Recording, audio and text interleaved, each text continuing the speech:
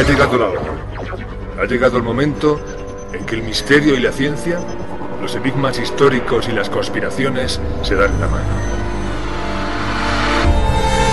En este preciso instante se desclasifica Expediente FD.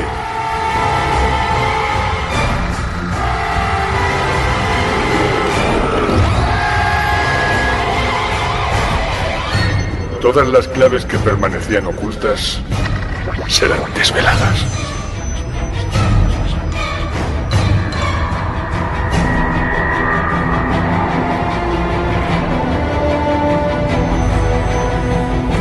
Expediente FDM, el programa oficial de Foros del Misterio, con Antonio Runa y Carlos Ruiz.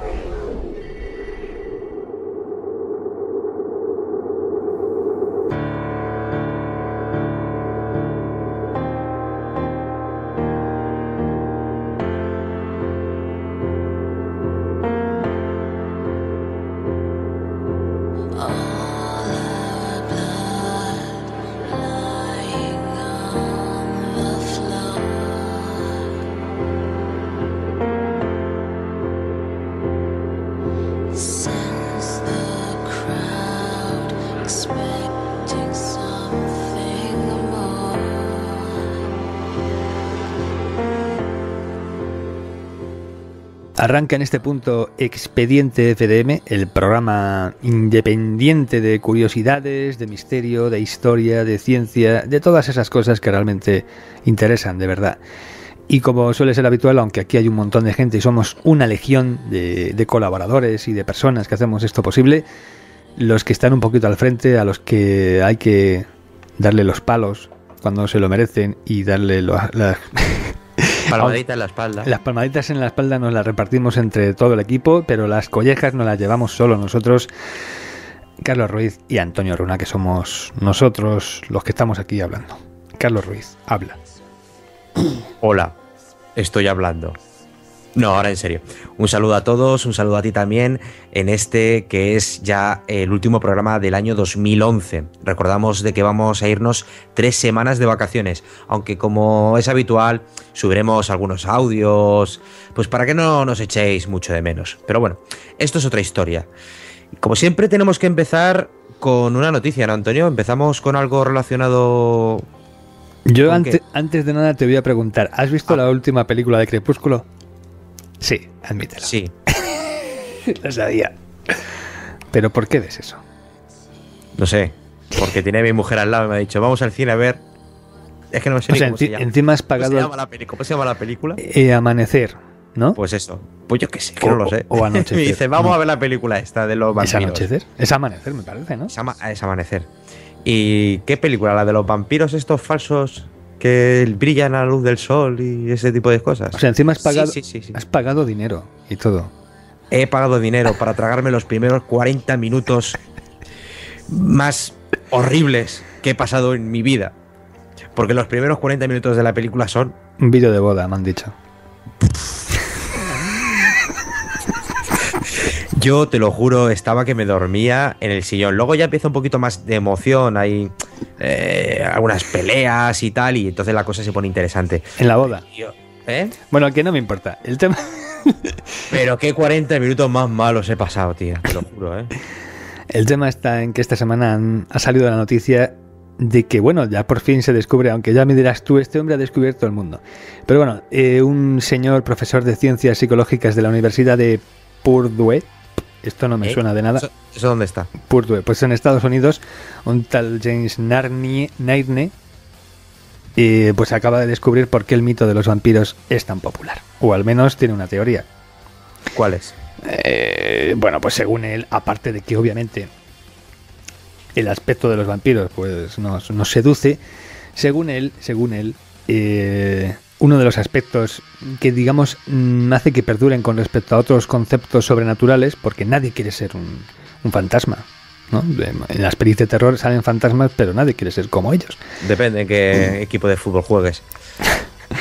Bueno, entonces se supone que todos estos conceptos así sobrenaturales que están por encima de la realidad tienen que tener un elemento que, para empezar, cree cierta empatía en la gente. O sea, los vampiros no solamente parecen personas vivas, sino que además nos permiten ponernos en su lugar. O sea, nos permiten imaginar lo que podríamos sentir nosotros si fuésemos vampiros, ¿no? De tal modo que comprendemos un poco sus motivaciones, qué es lo que les empuja y demás. Ya me dirás tú qué pedazo de noticia, pero es la que a mí me llamaba la atención. Entonces, bueno, claro, un fantasma puede que tenga otro tipo de historias, pero tú no sabes lo que hace un fantasma cuando no se te está manifestando. Pero un vampiro más o menos puedes prever lo que va a hacer, o sea, en qué consiste toda su vida. Por la noche nos persiguen y por el día duermen, ¿no? Básicamente, el tener bien, digámoslo así, registrada, ¿no?, un poco la programación de su vida siempre puede ayudar. Es decir, los conocemos muy bien y están como muy próximos a nosotros porque se parecen a nosotros. Bueno, esto es lo que ha dicho James. Pero eso es lo que te iba a preguntar. ¿Eso lo dices tú o lo dice este? Esto lo dice James Nairne, más o menos. Porque es una gilipollez como la copa de un pino. Perdona que lo diga. Vamos a ver. Cada uno, aparte de que cada uno pueda tener una preferencia diferente por el gusto hacia los vampiros, una de las cosas que más llama la atención de los vampiros es que, como muy bien has dicho, que se parece mucho al ser humano, pero que es inmortal, que tiene poderes sobrenaturales, que es capaz de hipnotizar con la mirada, que en el cine siempre los ponen como guapos, como elegantes, como gente de nivel. No, antiguamente sí se ponían así. No, y ahora hay un montón de visiones del vampiro que son muy desagradables. Es un vampiro, bueno, ya, pero eso es ahora. Antiguamente lo hacían de esa manera, ¿no? Pero tiene una serie de poderes que están por encima del bien y del mal, están por encima de la muerte, que eso es uno de los factores que puede atraer más al ser humano, ¿no?, del vampiro. Pero bueno, yo prefiero quedarme con el concepto de que, al ser un ser sobrenatural muy parecido al ser humano, porque ya me dirás tú que se parece más al ser humano, un vampiro, o sea, como figura, o un hombre lobo, o un, yo que sé, cualquier otro ser, Frankenstein, por ejemplo. O sea, es más el vampiro, parece más humano que otros por su aspecto. Entonces, si poderes, puede vencer a la muerte, etcétera, etcétera, etcétera, yo creo que eso es lo que más atrae, ¿no? El poder estar por encima de la vida. Es mi opinión, que también a lo mejor alguno pensará que es una gilipollez. No, tiene sentido, ¿no? Ellos han superado la muerte, o sea, la han vencido, la han derrotado. O sea, que realmente tiene todo el sentido del mundo, Carlos. Joder, qué guay, tío. Oye, ¿no te metes conmigo hoy? No. Ah, bueno, vale. Con eso de que se ha creado un grupo de Facebook, porque tú lo dijiste, que un grupo de Facebook en el que fuera más, que se titulara, ¿cómo era? Que Antonio Runa dejara de meterse con Carlos Ruiz. O sea, ya me dirás tú qué ideas le das a la gente. ¿Tengo que decir quién creó el grupo? Claro, es que como nadie lo hacía, dije, me lo voy a hacer yo. ¿Para qué? ¿Cómo nos ignoran, tío? Y yo dije, mira, si supera, además aprovecho para decirlo, si este grupo, de verdad, si supera los 400 miembros, voy a poner, no me volveré a meter contigo en la vida. ¿Cómo se llama el grupo? De aquí hasta que acabe la temporada, 400 miembros. Que es nada, en Facebook eso no es nada. Chupao. Si no llega, si cuando acabe la temporada no hay ni 400 miembros, que va a ser lo que va a ocurrir, bueno, ya no pararé nunca más. No pararé nunca más. Mientras tanto, vete preparando. O sea, tú imagínate. Vale. 400, ¿solamente eso? Sí. Y bueno, te lo pongo bastante fácil. Pues ya verás cómo no llega. ¿A qué llega? ¿Qué te apuestas? No me he puesto nada. Yo ya te digo que te rapes la coleta. En cuanto llegue a 400 no me vuelvo a meter contigo en público jamás. En público, qué cabrón. No, hay que decir que en privado no te metes mucho conmigo. Bueno, será porque no estás presente cuando lo hago. Bueno, entonces que empiece Expediente FDM, ¿no? Ya, es que me aburro ya de oírte. Ja. Empezamos. ¿Empezamos o no empezamos? Me estás poniendo nervioso. Sí, empecemos. Foros del Misterio, la plataforma indispensable para todo aficionado a los enigmas. Todas las revistas, todos los programas de radio, podcast y televisión, todos los documentales que te interesa ver. El misterio presente en todas sus formas, sin olvidar la historia, la ciencia, el ocio y la actualidad. Con su propia publicación digital, FDM, la revista. El rigor más exhaustivo en cada palabra escrita. Recuerda, Foros del Misterio es el portal donde se da cita a la más importante comunidad de la escena misteriosa.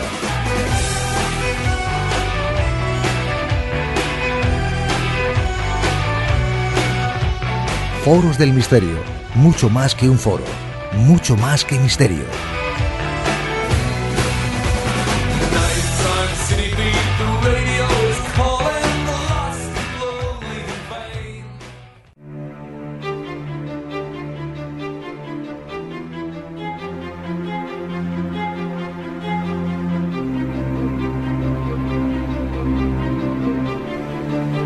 Dossier FDM.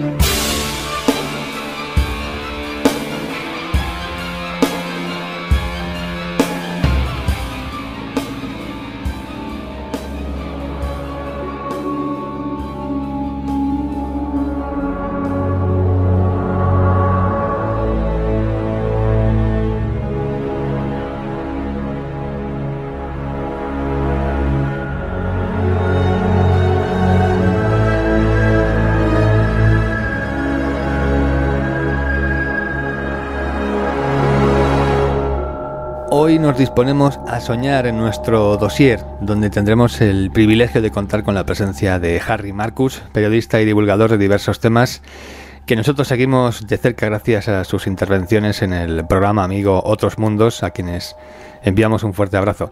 Así que no podemos por menos que presentarle. Harry, bienvenido al programa. Es un placer poder colaborar desde aquí, desde Murcia. Decían los griegos que el sueño es entregado a la humanidad de la mano del dios Hipnos, hijo de Nix, diosa de la noche, que nos lo trae y nos protege mientras dormimos. Pero en esencia, para que lo entendamos, Harry, ¿qué es el sueño? Y Hipnos también fue considerado el dios como el hermano menor de la muerte, ¿no? Es una de las intuiciones geniales de la antigua Grecia. Otros lo consideran el hermano gemelo de la muerte. Eso trae unas implicaciones un poco raras, ¿no? Porque entonces los sueños serían como una especie de pequeñas muertes. ¿Tiene algo que ver? ¿Tú cómo lo ves? Yo una vez lo he definido así en una de mis intervenciones y también en un artículo, y posiblemente salga eso en el próximo libro, que soñar es como pagar nuestra muerte en cómodas cuotas nocturnas. Aunque suena un poco macabro decirlo así, ¿no? Pero en verdad morimos todas las noches. Hay muchos instantes durante el sueño en que no soñamos. O sea, me explico, en que las fases REM duran más o menos 20 minutos, media hora, y son un promedio de 5 veces por noche. Pero hay muchos periodos en que no soñamos, y nuestra anatomía física es simplemente un preparado cardiovascular que sigue funcionando automáticamente, y eso es lo que más llama la atención ahora a los científicos. ¿Qué pasa con la conciencia? ¿Dónde está en esos periodos? Porque que soñamos ya es fuera de duda. Algunos creen que no sueñan simplemente porque se olvidan del sueño a los pocos minutos del despertar, ¿no? Uh-huh. Bueno, yo me despierto y ya no soy capaz de recordar nada. Es como si hubiera habido vacío durante toda la noche. Pero esto es muy normal, me imagino. Hay una técnica actual que yo mismo lo he ensayado y puedo certificar que funciona.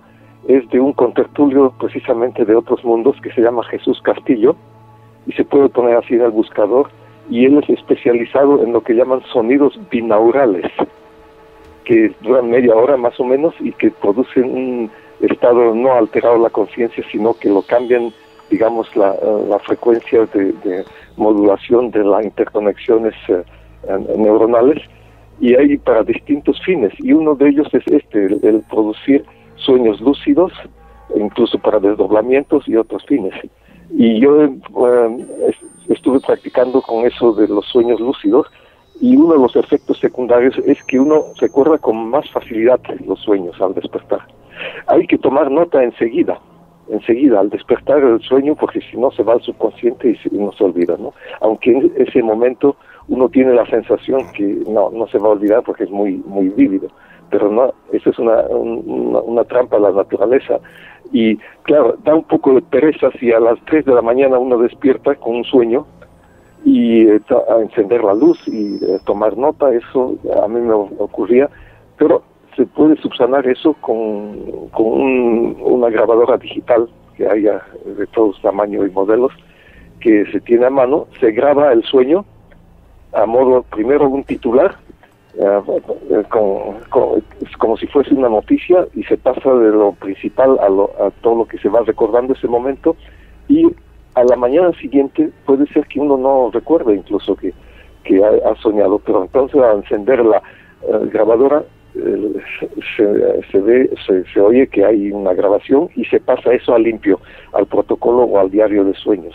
Eso es que vamos a hablar quizás si hay tiempo, que es esencial el diario de sueños. A mí me ha servido de mucho, no solo para desarrollo interno y psicológico y conocerse uno mejor, sino como fuente de inspiración. Muchos de mis relatos se basan en sueños, ¿sí? De todas formas, me imagino que... más de 10 años este protocolo de sueños. De hecho, bueno, por lo que te estoy escuchando, supongo que esto habrá que entrenarlo. Si uno de nuestros oyentes se pone a hacerlo, a lo mejor al principio no consigue resultados así muy espectaculares, pero... se necesita paciencia, claro. Si uno quiere resultados inmediatos, como suele ser hoy lo habitual con la era de Internet, etcétera, pues se va a llevar un chasco y con muchas frustraciones, ¿no? Y claro, hay muy buenos libros sobre el sueño.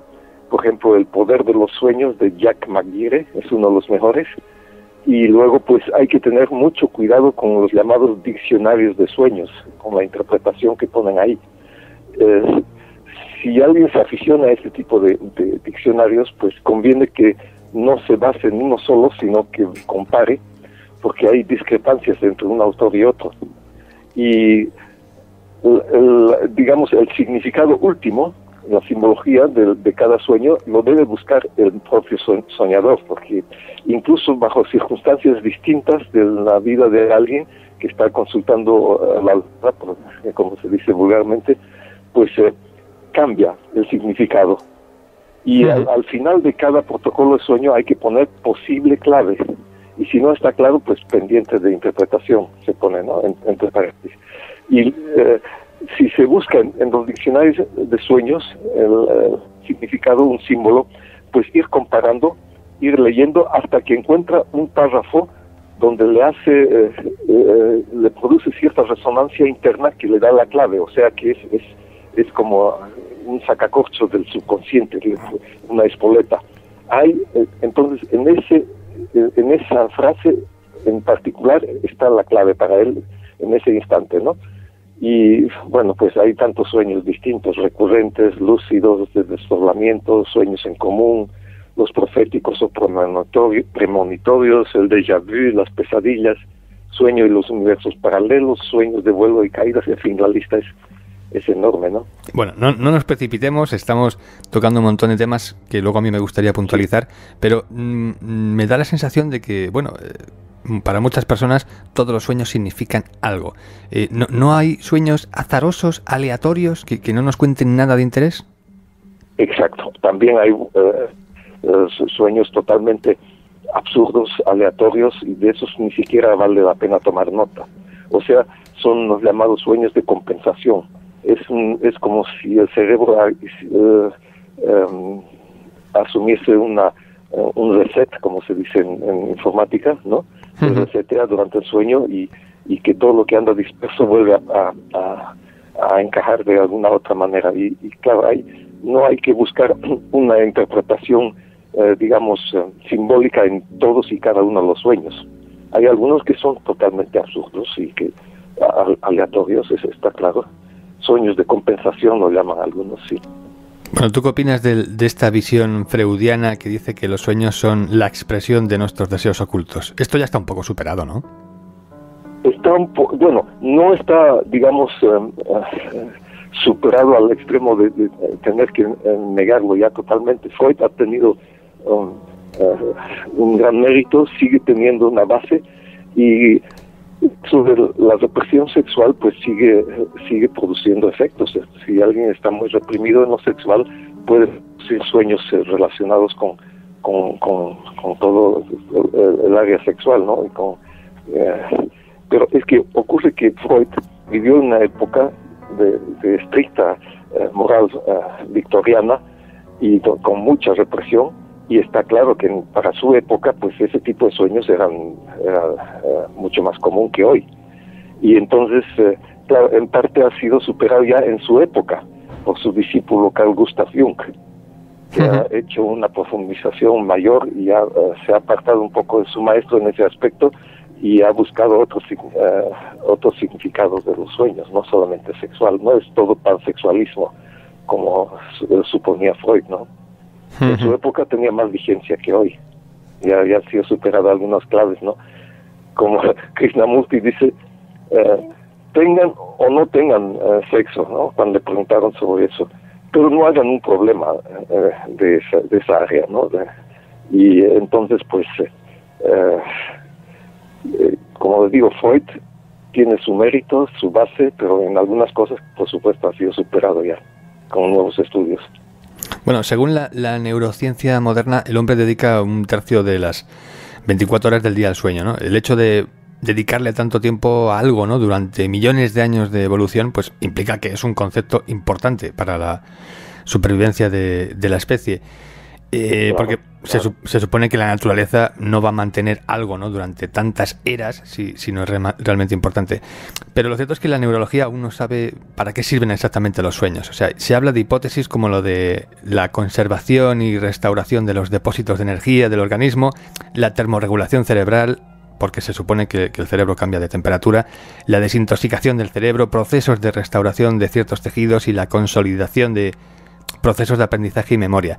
En tu opinión, hay que ir tan directos al grano, o sea, digamos que... Sí, bueno, mira, todos esos estudios nos acercan un poco más, pero por ejemplo las tomografías, todos esos gráficos que en los talleres de sueño, ¿no?, que se producen para estudiar la fase REM, qué tipo de ondas se producen, la alfa, las tetas y todo eso, pues no dan una clave sobre el contenido mismo del sueño. ¿Con qué está soñando? Se sabe cuándo está soñando el individuo, en qué instante, pero no se sabe con qué. O sea, hay que despertarlo en ese instante y preguntarle. Todavía no tenemos, y creo que en el futuro tampoco tendremos un aparato que muestre en imágenes y sonidos exactamente con qué está soñando el individuo, ¿no? Por ejemplo, los animales, todos los mamíferos sueñan, eso también ya se ha demostrado y se ve. Mis propios perros, por ejemplo, cuando duermen y sueñan, están como correteando y pequeños aullidos así. El sueño de un gato puede ser que esté poblado de ratones, ¿no? Y cosas así. El contenido no lo conocemos, eso no lo conocemos. Ahora bien, todos esos estudios que se hacen, y algunos tratan de reducirlo a eso, a química, otros a simplemente contactos neuronales entre las sinapsis, etcétera, es que no debemos caer en exclusivismos o digamos en reduccionismos, ¿no?, así de ser extremos. Una cosa no quita la otra, es eso y algo más. O sea que una forma de acercamiento al mundo de los sueños no significa que sea esa la única ni excluyente, es digamos otra de las muchas digamos aproximaciones o métodos de entrada a ese mundo tan extraño, ¿no? Y bueno, pues si de todos este tipo de sueños que hemos estado hablando, pues hay algunos que son totalmente fantásticos casi, ¿no? Por ejemplo, los desdoblamientos, los sueños lúcidos, que son los más importantes, ¿no? Y que lo investigan los llamados onionautas, así lo llaman, que hacen una incubación de sueños, ¿no? Por ejemplo, Carlos Castaneda aconseja durante el día mirarse la palma en las manos y preguntarse si uno está soñando. Y ese gesto se repite luego automáticamente durante el sueño y en ese instante se puede producir el sueño lúcido. O sea que uno se da cuenta que está soñando y por lo tanto puede aprovechar el momento para, digamos, desdoblarse el sueño astral y todo eso, ¿no? Y claro, se han hecho y se siguen haciendo experimentos con los sueños en común, que se reúnen varias personas y deciden reunirse en sueños en un sitio y continuar la conversación, y que luego al despertar corroboran con quién se encontraron, con qué aspecto y qué han dicho, etcétera, ¿no? Y eso es una especie de confirmación de la teoría de la telepatía, incluso, porque de otra manera no se puede explicar que todos sean capaces de soñar lo mismo, ¿no? en un determinado periodo de tiempo. De hecho, bueno, los famosos proféticos o premonitorios, que ha habido muchos, o sea, tantos que han soñado con el hundimiento del Titanic, ¿no? Y lo terrible, o digamos, lo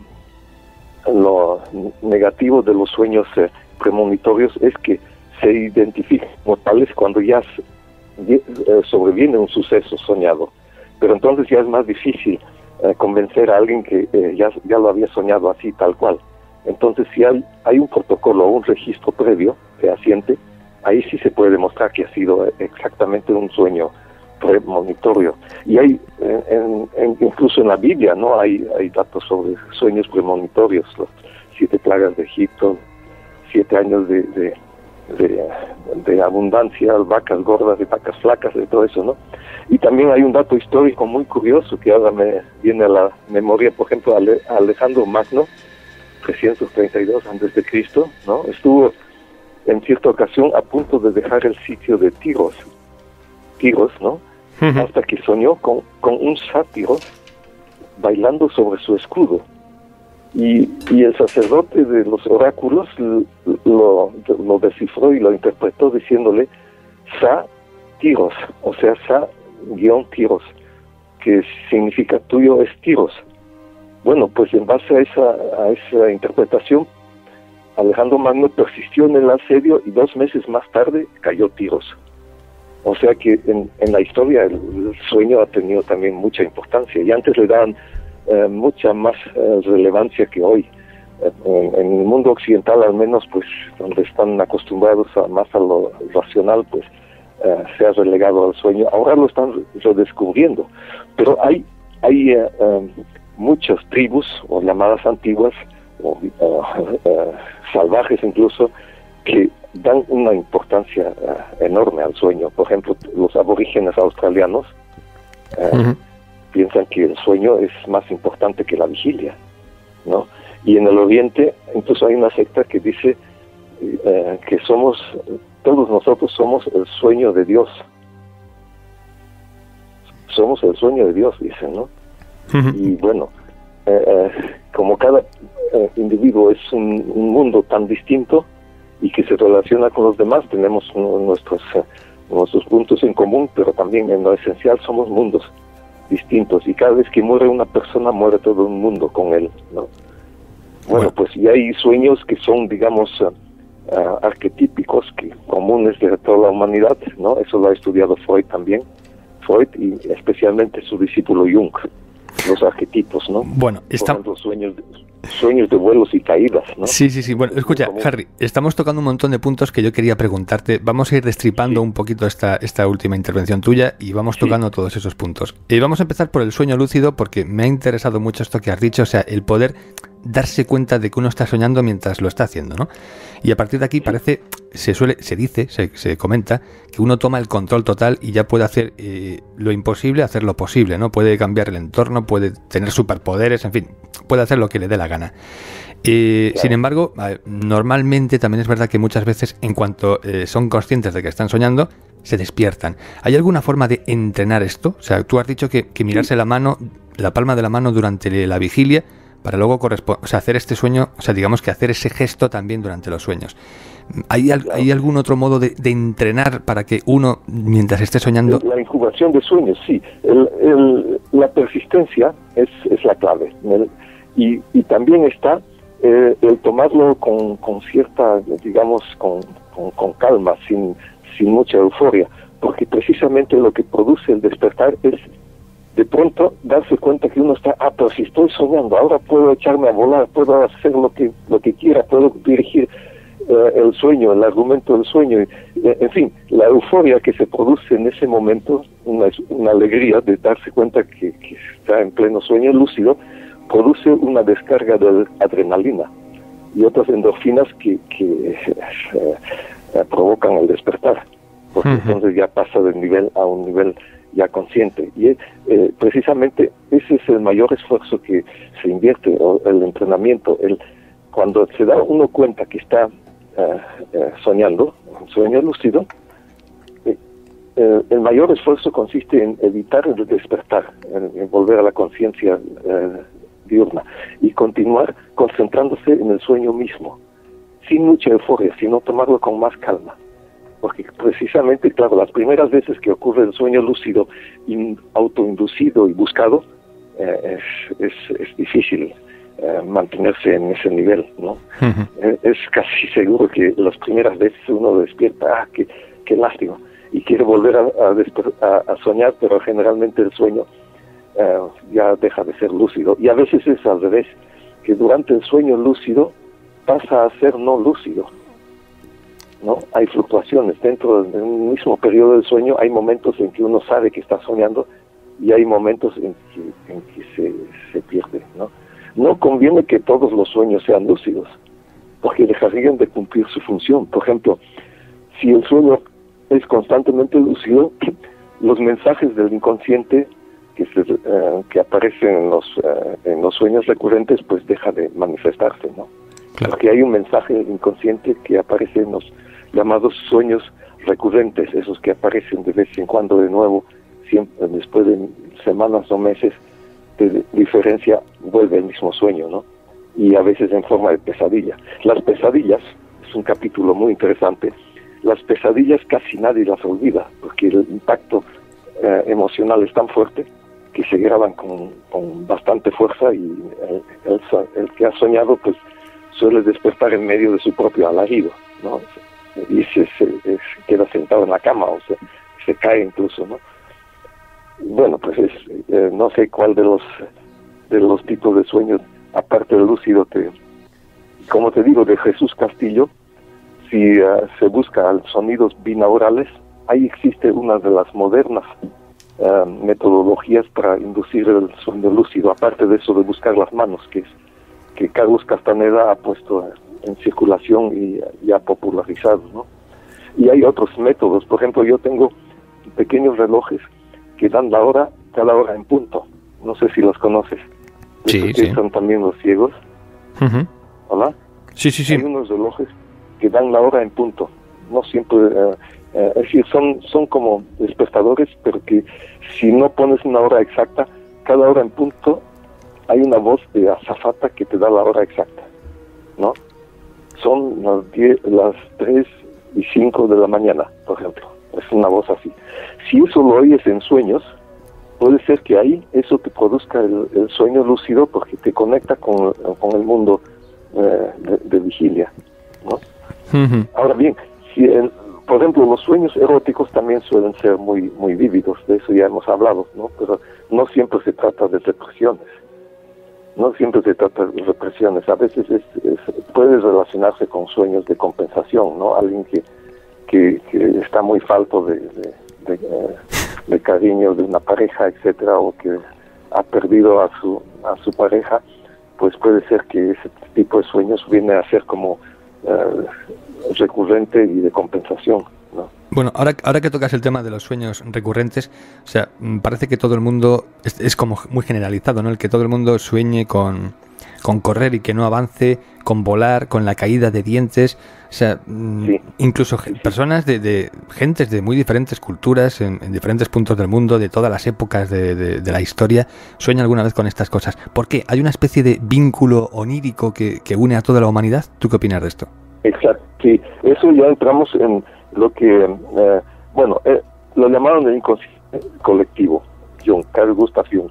Y esta intuición de Jung, lo llamo intuición porque todavía no hacía experimentos, ha sido ampliado y profundizado, incluso con experimentos.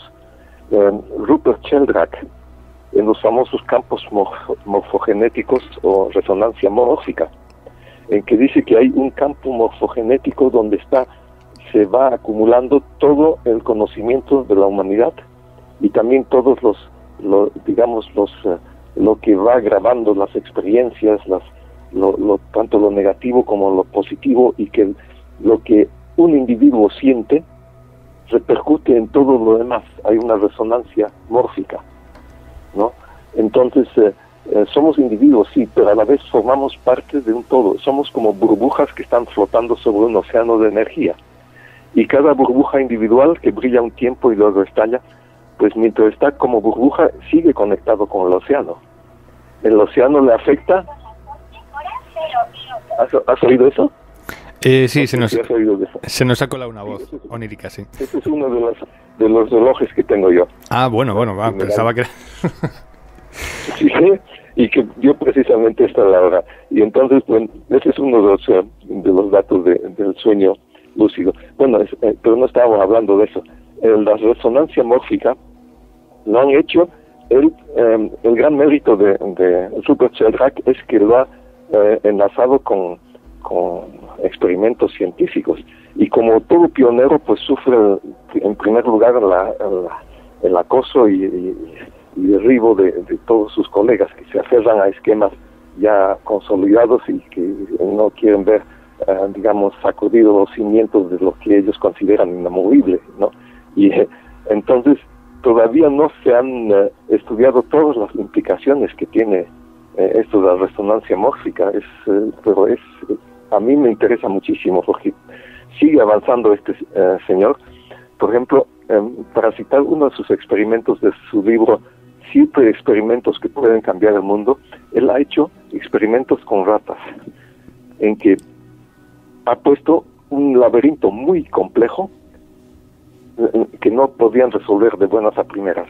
Entonces, en el momento que ese laberinto ha sido resuelto por sus ratas del laboratorio, según le han notificado de otros laboratorios lejanos y que no tenían ninguna conexión con él, empezaron a resolver lo mismo con una facilidad pasmosa, como si un grupo de ratas hubiese tenido una influencia sobre todo el resto o campo morfogenético de su especie. No sé si me explico. Sí. Y de otra manera también, él dice que no solamente entre especies, sino también entre distintos. O sea, con los animales tenemos nosotros una conexión de campo morfogenético, y ha hecho experimentos con animales, con mascotas, que se ha quedado un observador en la casa y otro acompañando a su amo. En el momento en que el amo toma la decisión de volver a casa, ya se pone inquieto el animal y se acerca a la puerta o sube a la ventana a esperar al amo. O sea que algunos lo que decían que no, es que conoce el ruido del motor, etcétera, no es solo eso, es que ya lejos todavía de su casa, en la ciudad, que donde no pueden ni remotamente oír el sonido del motor, en el momento en que el amo toma la decisión de volver a casa, ya el animal lo percibe.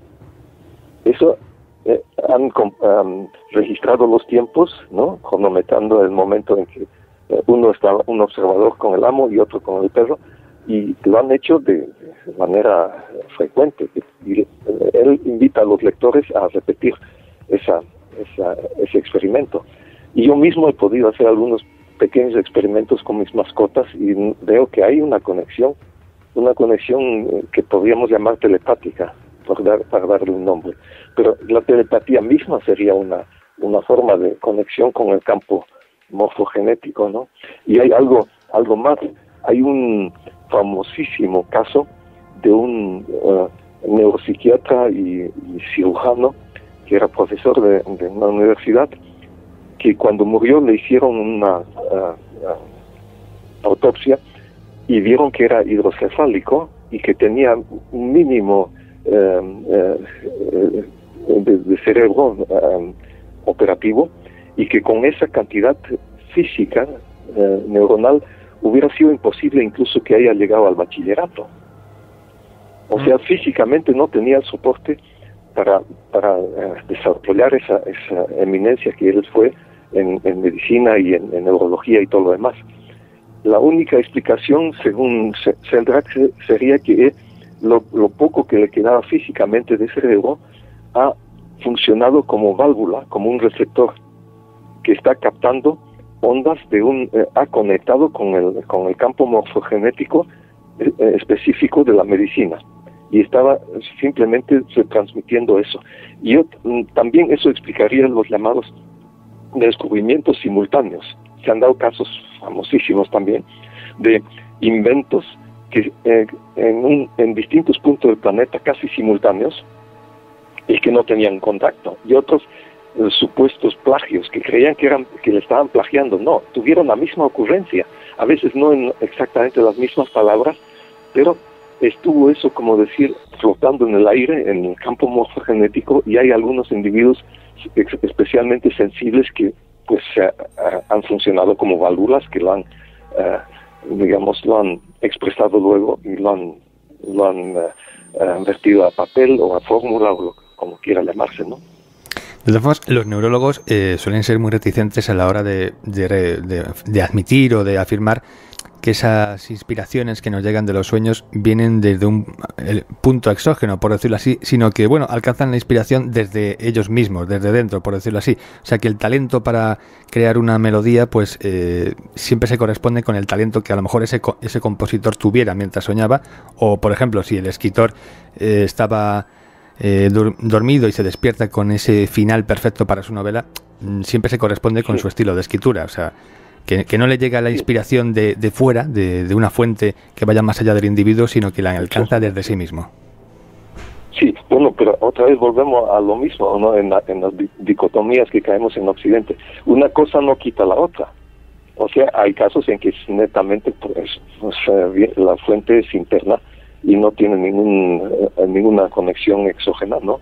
En que le viene la inspiración, pero hay casos extremos. Mozart, por ejemplo, que se dice que más que aprender parecía estar recordando lo que tocaba, y la facilidad con que producía nuevas melodías, y es como si hubiera sido la reencarnación de un músico famoso que ha dejado inconclusa su obra y estaba retomando, reanudando esa labor.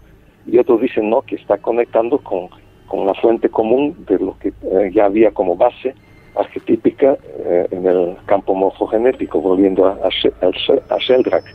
En cualquier caso, no todo se puede explicar como un talento extraordinario y solamente de eso, ¿no? Y hay muchísimos casos que los científicos, digamos, habituales, que tienden a negar una evidencia si no pueden explicarla, y eso no me parece científico.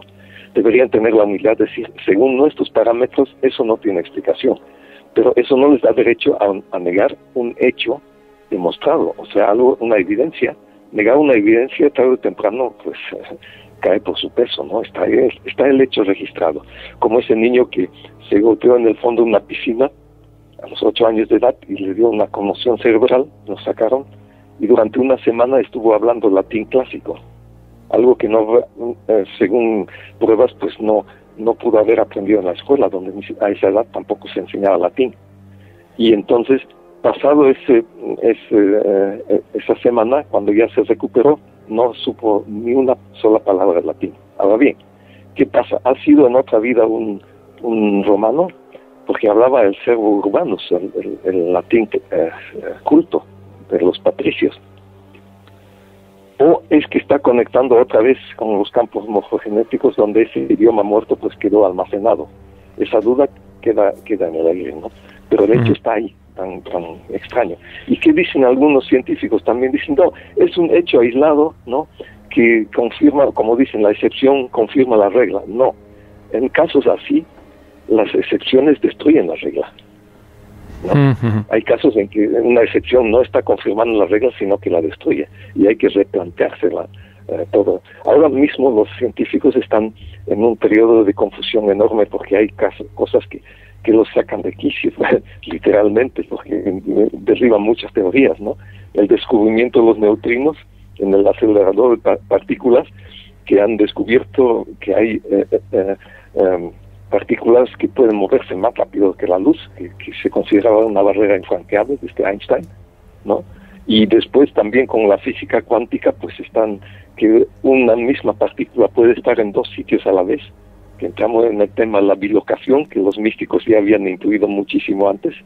Bueno, o sea, está llegando a un punto de inflexión en que la física y la experimentación casi confluye con las intuiciones místicas, ¿no? Bueno, no nos desviemos mucho del tema, volvemos al tema de los sueños. Se dice que los fetos pasan todo el tiempo dentro de la tripa de sus madres en un estado de REM constante. El estado de REM, que es donde normalmente se suelen producir los sueños. Si no tienen experiencias que recordar, porque no han vivido nada, ¿con qué sueñan los fetos? ¿Dirías que sueñan o están en un estado REM sin sueño? ¿Dirías que o sea, rememoran vidas anteriores o no sé? Aquí te dejo un poco a tu elección. ¿Tú qué opinas? Hay que recordar a los oyentes, no todos están al tanto de eso, qué significa el REM. La fase REM es Rapid Eye Movement, ¿no? Del inglés es la sigla de movimiento ocular rápido, significa eso.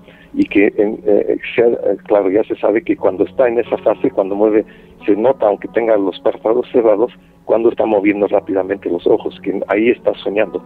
Claro que no sabemos con qué está soñando un feto, y creo que no lo llegaremos a saber nunca, ¿no? Pero solamente se sabe que sueña. Ahora, es una incógnita con qué está soñando. ¿Está soñando con su anterior vida, para los que creen en la reencarnación? ¿O está captando sueños transmitidos por algún otro canal de la misma madre? También es otra teoría que está pendiente, ¿no? De hecho, sobre el tema de... Bueno, digamos que lo dejamos ahí un poco en la incógnita. Si no lo sabemos, es justo reconocer que no lo sabemos. Pero sobre el tema REM, bueno, hay que decir que se habla de que hay 4 estados de sueño, ¿no? Que preceden al estado REM. El primer estadio, el segundo estadio. El REM es un poco el quinto estadio y es como una especie de ensueño dentro del propio sueño. O sea, lo paradójico es que, bueno, gracias al registro de la actividad eléctrica de la corteza cerebral, lo que se llama... a ver si lo digo bien, electroencefalografía, se ha visto que... Electroencefalografía. Gracias a estas lecturas se ha visto que el cerebro, cuando está en estado REM, está tan activo como cuando está en estado de vigilia, como cuando está despierto. O sea, realmente, si solamente tuviéramos como referencia las electroencefalografías, podríamos decir que una persona en estado REM podría estar despierto. No hay ninguna diferencia en lo que se refiere a la actividad cerebral. Habiendo explicado esto... Bueno, no sé, o sea, realmente es curioso, ¿no? Que el cerebro esté justo en ese punto, en ese estado, que es cuando además se producen los sueños. Porque no sé tú si tienes constancia de que en los 4 estadios anteriores se pudiera soñar. ¿Se puede? Bueno, hay que recordar que aunque la actividad cerebral es muy amplia, hay zonas que están inactivas, por fuerza tienen que estar inactivas. Por ejemplo, está desconectada la parte que pone en acción los músculos, aunque a veces no del todo. Por ejemplo, si mi perro sueña que corre, mueve las patitas. Y si no llega a echar ladridos como cuando está despierto, pero son muy débiles. Y también la persona puede ser que durante el sueño pues se ponga a moverse un poco inquieta. Pero está bloqueada la parte que produce si no, estaríamos siempre en estado de sonambulismo, que ese es otro tema, ¿no? Hay casos de sonambulismo, y los sonámbulos, sobre ese tema también es un misterio en gran parte para la ciencia, porque no se puede producir ni por hipnosis ni por el laboratorio. Aparecen donde menos se espera. De pronto, alguien se levanta dormido. Y lo que pasa con los sonámbulos es algo muy curioso, porque, por ejemplo, el caso de alguien que durante el sonambulismo se sienta al piano y se pone a tocar durante horas como un virtuoso. Y sin embargo, ese caso, por ejemplo, en concreto, pues no había estudiado ni practicado el piano antes. Y dominar el piano, tú sabes que es una técnica que requiere alrededor de 10 años, porque son primero la armonía, luego la coordinación, y no siempre está el talento para tocarlo. Y sin embargo, cuando está despierto, no puede tocar, no sabe ni siquiera manejar las teclas. Esos son casos curiosísimos. Y claro, ahí se cuentan siempre, hay incluso leyendas urbanas sobre sonámbulos, ¿no?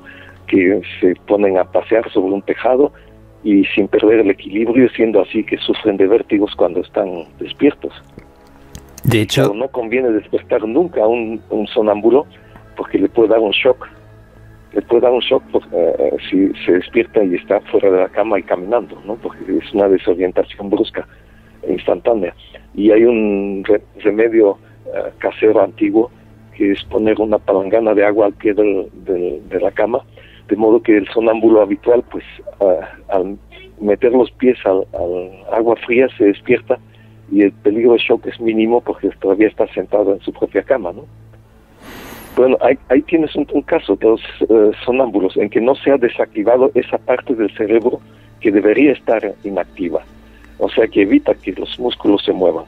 Pero aparte de eso, lo que puede hacer el sonámbulo o hace durante su deambular nocturno así, dormido, es curiosísimo, porque es casi como si estuviera también en sueño lúcido, haciendo cosas que no hace o no puede hacer, no tiene la capacidad de hacer en estado de vigilia, ¿no? Es otro de los grandes misterios todavía, y que no se pueden resolver del todo. El sonambulismo. De hecho, yo en un documental llegué a escuchar un caso, aunque luego he intentado documentarme y no he encontrado muchas pruebas, así que no sé si no será leyenda urbana, pero que hubo un caso real en Estados Unidos de un sonámbulo que llegó a matar a 2 personas, y luego pues cuando él se despertó y vio en las noticias la muerte de estas 2 personas, llamó a la policía diciendo que creía que podría haber sido él, porque era sonámbulo y tenía alguna especie de residuos, ¿no? de recuerdos de aquella experiencia, y que bueno, luego en el juicio, como se supone que él no tenía el control de la situación, salió libre, ¿no? Esto no sé si habías oído hablar de este tema o si sabes de casos así extrañísimos como este.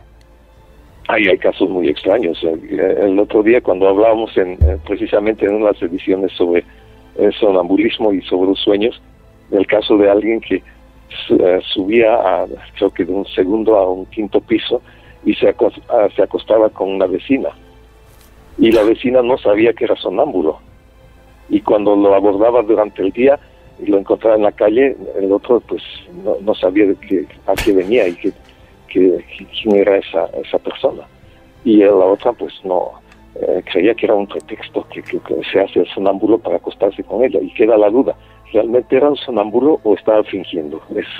Eso fue un detalle un poco anecdótico, ¿no? Que se cuenta del sonambulismo. ¿Cómo demostrar quién ha sido sonámbulo en un caso así, ya sea en crímenes o en relaciones humanas, y quién está fingiendo? Eso es un poco difícil también, ¿no? Y los jueces, pues generalmente no tienen todas las, el necesario conocimiento, y tiene que llamar a expertos, y cada experto pues también opinará de una manera distinta sobre un caso en particular. Pero claro, uno de los recursos más frecuentes siempre es que alguien no ha estado en sus cabales, o ha que tenido un ataque de locura temporal, y tantas cosas, ¿no? Como eximente para que no lo castiguen, o no sea tan grave la pena, ¿no? Y que en vez de la cárcel pues vaya a parar a un manicomio, en fin. Eso es uno de los aspectos muy peliagudos de la justicia, y donde se mueven siempre sobre el filo de la navaja, y muchísimas sentencias acertadas y otras no tanto, y equivocaciones, ¿no? Porque la mente humana, pues juzgar siempre es muy difícil, ¿no? Y la justicia, recordemos que la justicia es un invento humano. En la naturaleza no existe la justicia. Siempre ahí el pez gordo come al pequeño, y las fieras se matan entre ellas, etcétera. La justicia, como invento humano, pues funciona a veces mal o tarde, como otros inventos, ¿no? Y creo que no vamos a llegar a perfeccionarla nunca del todo, porque somos imperfectos y contradictorios. Y eso es lo que produce tantas discusiones sobre las sentencias, algunas muy copiosas de los jueces. A diario se pueden discutir y oír las críticas a los jueces de una determinada sentencia, ¿no? Bueno. Pero bueno, ahí ya estamos entrando a otro terreno. Bueno, Harry, A mí me gustaría preguntarte, tú que te has documentado bastante y que has escrito libros sobre este tema de los sueños, me gustaría que nos relataras algún caso que te haya sorprendido por su componente misterioso auténtico. O sea, uno de esos casos de los que tú hayas oído hablar o de los que hayan llegado hasta tus manos y que realmente te sorprenda pues por algún aspecto concreto, algo así como muy misterioso. ¿Qué caso nos podrías contar? Bueno, son muchos los casos. Por ejemplo, se puede buscar, si buscan en sueños proféticos o premonitorios, aparte de ese dato de Alejandro, hay muchísimos otros. Esa montaña que se movió y sepultó a los niños en Inglaterra, y que un niño un día anterior había hecho un dibujo en que reflejaba esa catástrofe tal cual, y que no quería ir a la escuela ese día. Y bueno, hay muchos otros. Yo mismo tengo experiencias oníricas que no son tan sorprendentes, digamos, pero sí que me dan que pensar. Por ejemplo, me ha inspirado varios cuentos o relatos. Yo lo he escrito como relatos porque como no sé si ha sido un invento inconsciente mío o si realmente ha sido un retroceso en el tiempo, un desdoblamiento para retroceder en el tiempo, el portal hacia esa dimensión temporal, o si yo en otra vida he sido alguien que ha tenido esa experiencia, ¿no? Pero bueno, tal como lo he soñado, pues le he dado una forma más o menos coherente para que se pueda entender y para que el lector pueda darle, digamos, tener pies y cabezas, digamos, del sueño, ¿no? Entonces hay varios sueños así. Había uno muy recurrente en que estoy navegando en un velero pequeño y eso es lo más sorprendente en eso, es que a mí me gustan los deportes aéreos, el parapente, pero no la vela ni la marina. Pero dentro del sueño estoy gozando con la navegación. Y otro detalle es que me pongo a cantar en el sueño. Yo que no canto ni bajo la ducha. Me gusta oír cantar a otros y soy un poco melómano, pero yo mismo no tengo aptitudes para interpretar, ¿no? Ni para cantar. En un momento dado oigo a estribor un golpe y me asomo para ver qué es, y veo que hay una mujer desnuda que se agarraba a una de las cuerdas de la embarcación. Y claro, los freudianos dirían, pues no, ahí ya le darían una interpretación, como te imaginas, ¿no? Pero no, yo le digo que suba, que pensé que era una náufraga o algo así. Y entonces me muestra su cola y dice, no puedo subir, ¿no? Porque pertenece al mar, o sea, era una sirena. Y que se había agarrado a la embarcación un momento para acompañarme, para escucharme cantar, porque los peces son malos cantores. Me invitaba más bien a su reino, y que, bueno, yo decía en el sueño que quizá en otra ocasión me parecía un poco tétrico o nefasta la invitación, casi como una invitación al suicidio, ¿no? Y bueno, ese es un sueño recurrente que hasta ahora no he podido descifrar del todo qué es lo que trata de decirme, porque un recurrente es un mensaje que trata de enviarme el subconsciente, y que mientras yo no lo descifre, vuelve a una y otra vez, es machaconamente, ¿no? Precisamente ese es el mecanismo de los sueños recurrentes, son mensajes no descifrados.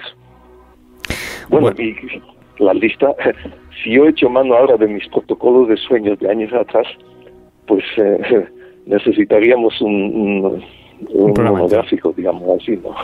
Sería de mucho, pero yo no sé cuál sería lo más destacado, lo más sorprendente. Quizás para mí siempre lo más sorprendentes han sido los sueños premonitorios, los proféticos, y que tienen que ver con el déjà vu.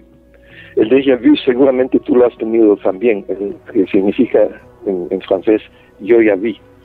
O sea que la sensación en vivido esa situación, o que has estado en un sitio al que llegas y que nunca has estado antes, y tienes la vívida sensación de familiaridad. Dice, pero sí, yo conozco todo este sitio. Y hay datos históricos también de otros que lo corroboran así, que luego han buscado en referencias y se han acordado datos históricos que sí, ese sitio era distinto antes de estar en ruinas. Bueno. O sea, el déjà vu puede ser muy, muy vívido. Yo creo que está relacionado con el mundo de los sueños. Bueno, estamos ya en la recta final del programa. Tengo solamente una pregunta porque no sé si tú serás capaz de sacarme de dudas. Harry, ¿por qué los sueños comienzan precipitadamente? Porque uno no sueña que se desnuda y luego va a clase, sino que de repente se encuentra ya en clase completamente desnudo. Parece que nos suelten de repente en mitad de una historia que ya ha comenzado.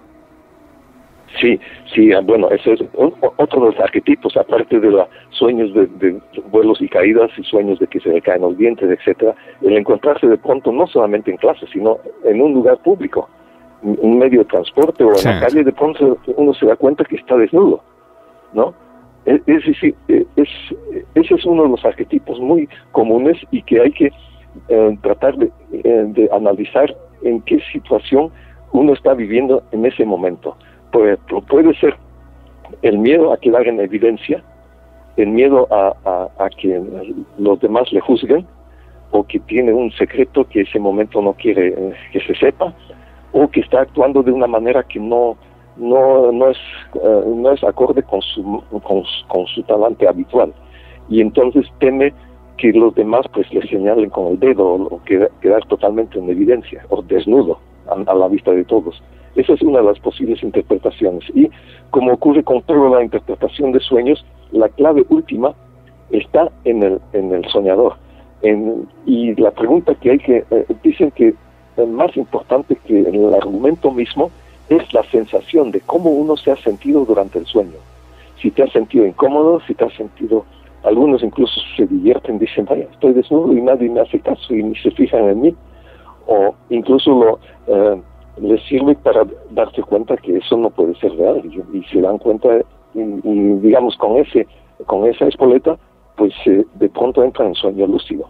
Y pueden vestirse de nuevo o salir volando, etcétera, ¿no? En cada caso es distinto. Pero ese es un arquetipo muy común, eso de estar desnudo, ¿no? También tiene que ver con la vulnerabilidad. Pero Harry, ¿por qué de repente, o sea, uno se ve en situaciones así en los sueños? O sea, parece que no haya un inicio. No vemos cómo hemos llegado a esa situación, sino que de repente ya estamos ahí. Es como si nos teletransportáramos a un escenario ya creado. O sea, ¿por qué ocurre así con esa inmediatez? ¿Tú sabrías decirme? Bueno, ocurre porque uno se siente vulnerable. Estamos en un mundo donde la mayor parte de lo que acontece está fuera de nuestro control. Pensamos que controlamos muchas cosas en nuestra vida, en nuestro trabajo, etcétera, pero la mayor parte está fuera de nuestro control.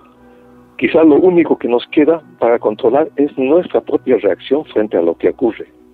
Como decía Tadeusz Golans en su libro de Manual de Iluminación para holgazanes, lo que ocurre no es tan importante como la manera en que reaccionas frente a lo que ocurre. Entonces, si tú tienes un estado de ánimo especial, que te sientes, qué sé yo, sospechas que algo se te escapa del control, te sientes vulnerable, una de las máximas manifestaciones de la vulnerabilidad es la desnudez. Porque cuando estamos desnudos estamos tan, digamos, vulnerables y frágiles como un caracol sin caparazón en medio de una autopista, para hacer una imagen un poco más vívida, ¿no? Pero nos sentimos vulnerables e indefensos. Tú tienes que preguntarte cuál es la situación que te hace sentir así, que hay algo que se te está escapando demasiado del control y que si conviene o no controlar eso, y en el fondo no vale la pena preocuparse demasiado, ¿no? Recordemos que según el budismo, y eso me parece una de las claves que nos ha aportado a todo el occidente, que lo único permanente es la impermanencia. Y si nos aferramos a cualquier cosa, si hay algo que por lo que tú crees que vale la pena luchar y por lo que estás luchando, ¿no? Pues puede hacer daño y te lo hará. Y no porque tenga el poder de hacerlo, sino porque le has otorgado una realidad a algo que es ilusorio, y todo es ilusorio. Ahora mismo estamos, los que nos oyen, y tú y yo, no podemos tener plenas garantías de que esto no sea un sueño, y que dentro de un momento vamos a despertar, dice que en misión más extraña soñado que alguien ha hablado de los sueños, etcétera. No tenemos ninguna garantía mientras estamos despiertos de que estemos realmente despiertos. Puede ser esto un sueño, y la vida misma puede considerarse un sueño, ¿no? Ahí está el Calderón de la Barca, con la vida de sueño. Me parece una obra genial, que es toda una metáfora sobre la realidad, y que la frontera entre sueño y vigilia es muy difusa, es muy tenue, y a veces no se puede marcar con exactitud dónde empieza el sueño y dónde empieza la mal llamada realidad, ¿no? Pues la verdad es que ha sonado el despertador, tenemos que despertarnos, Harry. Hemos llegado al final de la entrevista. Muy interesante todo lo que nos has contado, realmente ha sido un placer el tenerte aquí, y solamente me queda decirte que muchísimas gracias. Pues ha sido un placer, y yo creo que es un tema tan amplio que no lo podemos agotar en unas pocas sesiones, y seguirá, porque la humanidad sigue evolucionando, y cada uno de nosotros también. Bueno, pues te emplazamos para próximas entregas de este fascinante mundo de los sueños. Muchas gracias. Un placer. Un saludo.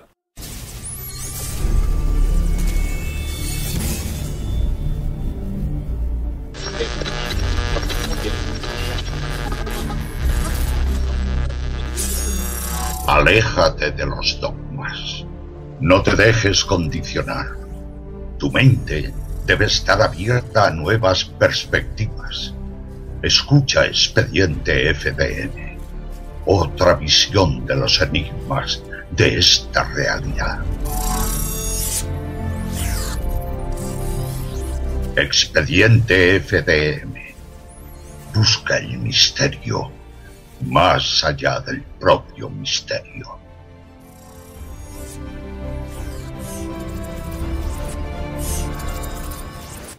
Esto es Edenex, la radio del misterio en Internet.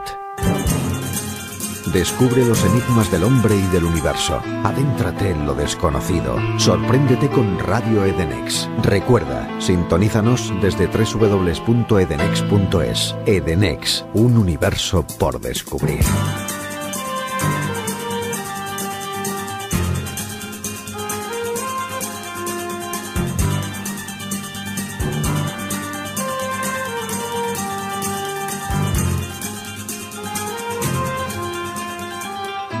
Edenex, la radio del misterio en Internet. Sintonízanos desde www.edenex.es. Lo que no sabías, lo que no imaginabas. Los sábados de 10 a 12 de la noche en Terra Incógnita. Noticias, misterio, historia, ciencia, cultura. Recuerda, todos los sábados de 10 a 12 de la noche, zarpa con nosotros, rumbo a Terra Incógnita.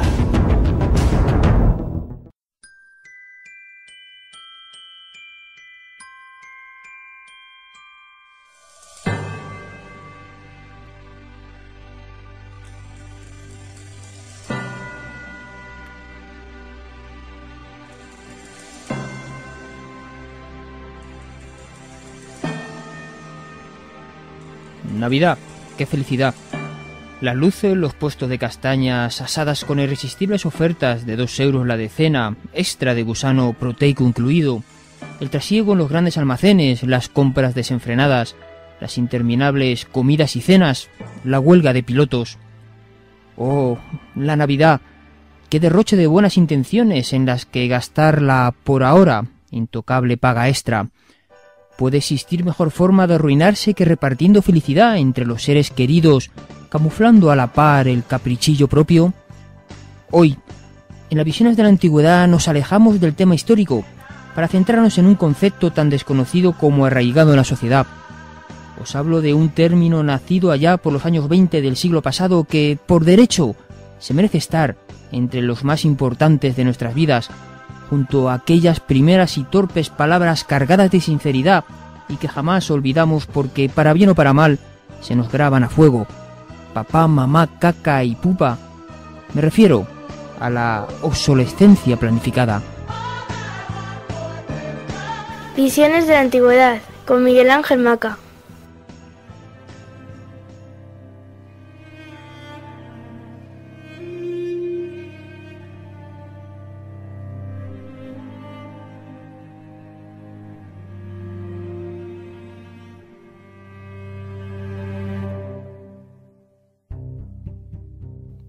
La obsolescencia planificada. No se conoce quién fue el responsable de acuñar esta expresión ni cuándo fue, pero el primer documento en el que se hace referencia a este concepto lo publicó Bernard London en 1932 bajo el título Acabar con la depresión mediante la obsolescencia planificada.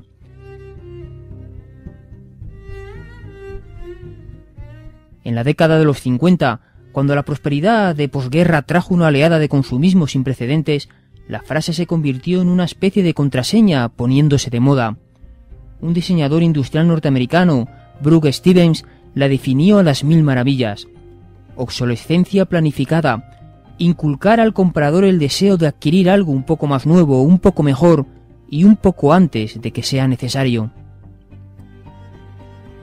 Todos cayeron en la trampa y las empresas nos transformaron en personas descontentas, derrochadoras y endeudadas.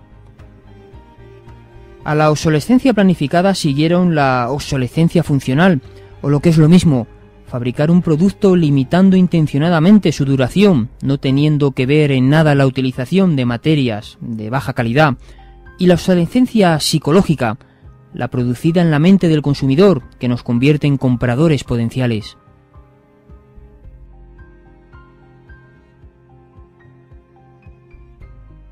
A estas alturas de la sección te habrás sentido identificado y estarás indignado o resignado, asintiendo con la cabeza en silencio. Necesitas un culpable al que quemar en la hoguera, y yo te lo voy a dar. Alfred Sloan.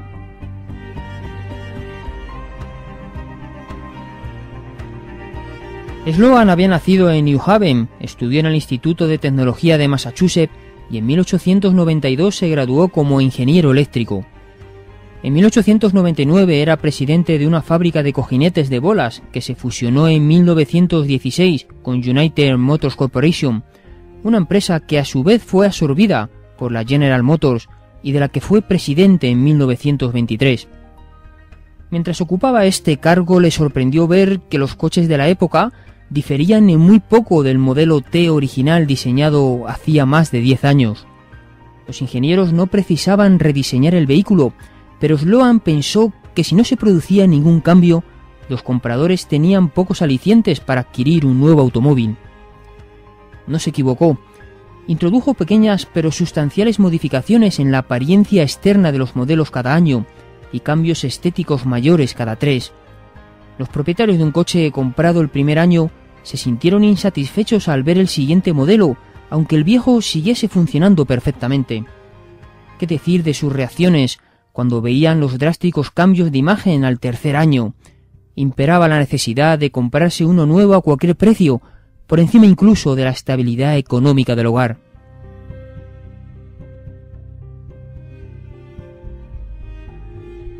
Aparte de incluir un programa anual de cambios aparentes y cambios mayores cada 3 años, Sloan creó una estructura de precios muy rígidas para las marcas de General Motors, que iba desde los automóviles de más bajo precio, como el Chevrolet, hasta el de más alto coste, como el Cadillac.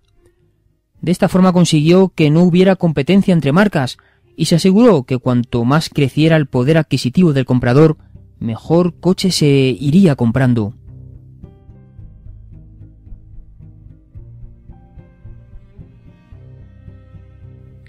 En 1936 General Motors estaba en posesión del 43% del mercado automovilístico de los Estados Unidos, y todo gracias a la obsolescencia planificada. La empresa mantuvo su liderazgo durante más de 70 años.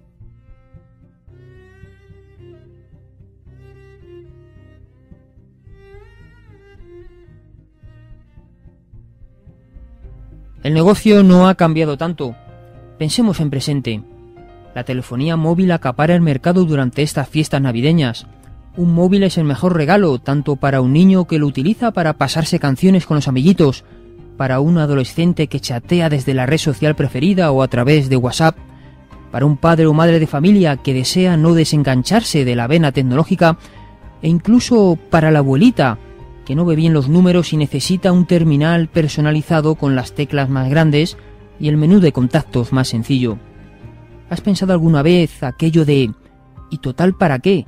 Si todos los teléfonos hacen lo mismo y solo lo quiero para llamar. No te engañes, seguro que lo has hecho y aún así has sido incapaz de poner freno a la tentación programada. Lo mismo que acabas de reconocer es de lo que se dieron cuenta los consumidores de antaño. Pensaron que la manipulación sufrida ya era suficiente y que ya se habían reído de ellos bastante. La reflexión acabó castigando a Sloan y compañía, y por consiguiente puso en peligro el monopolio del consumo dirigido. Os lo cuento rápidamente. En los años 60 y 70 la legislación federal exigió a los fabricantes de automóviles de los Estados Unidos que se cumplieran unos requisitos mínimos de seguridad, contaminación y consumo de combustible, que para algunos fueron difíciles de alcanzar, caso de General Motors, porque no se preocupó de invertir en investigación y desarrollo.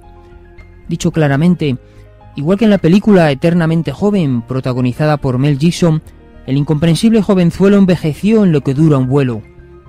Los coches eran deficientes, prehistóricos, y como a nadie le gusta lo viejo hasta que se convierte en clásico, los americanos empezaron a importarlos. Marcas como Volkswagen y algunas japonesas, ridiculizadas anteriormente, acapararon la atención del consumidor americano porque eran más baratas y gastaban menos combustible. Sirva como ejemplo el archiconocido escarabajo de 1965, que tenía casi la misma apariencia que el de 1959, algo que suponía un sacrilegio para los fabricantes americanos, pero que tecnológicamente se había cuidado y modernizado.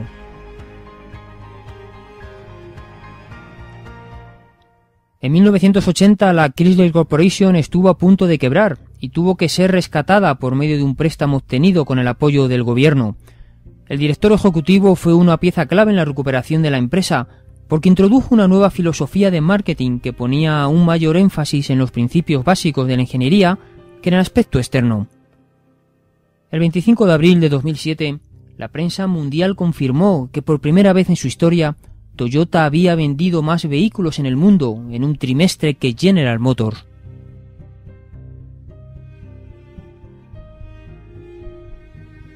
La obsolescencia planificada, la de antes y la de hoy, que se parecen sospechosamente, tan peligrosa cuando deja de ser un motivo para innovar y se convierte en un puro objetivo de marketing.